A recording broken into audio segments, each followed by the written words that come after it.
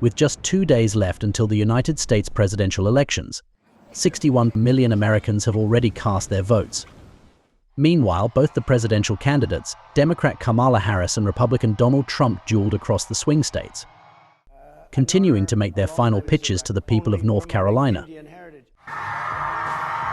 Speaking to an enthusiastic crowd in North Carolina, Kamala Harris pledged to bring down the cost of living considering the wavering economy of the United States.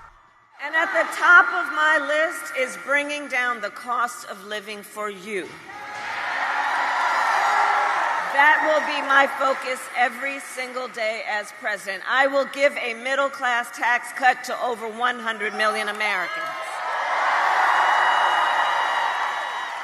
I will enact the first ever federal ban on corporate price gouging on groceries. Thank you. Wow.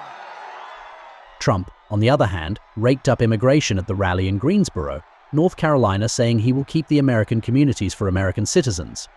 I will keep American communities for American citizens. We're going to have American people in our communities now. We're not going to let this. You know that these gangs have weapons that are above military grade, and that even the police, I mean, it's like very tough, very tough.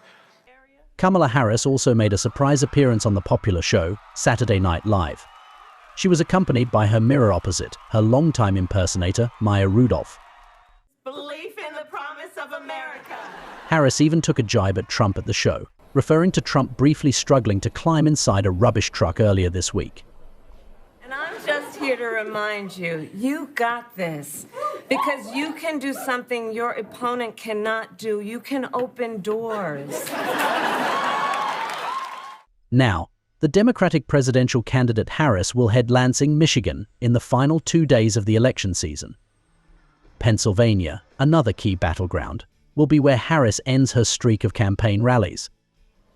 Trump will swing from Pennsylvania back to the southern state to visit Kinston, and then on the eve of the election, Trump will hit the state capital of Raleigh. As we go closer to the historic election day, national polls suggest Harris remains ahead of Trump by 2 points. Okay, would you do that? In what appears to be the closest race in over 2 decades, voters in the United States will make their pick in just 48 hours. They will either pick the first woman president of color or the oldest president ever. Bureau Report, NewsX.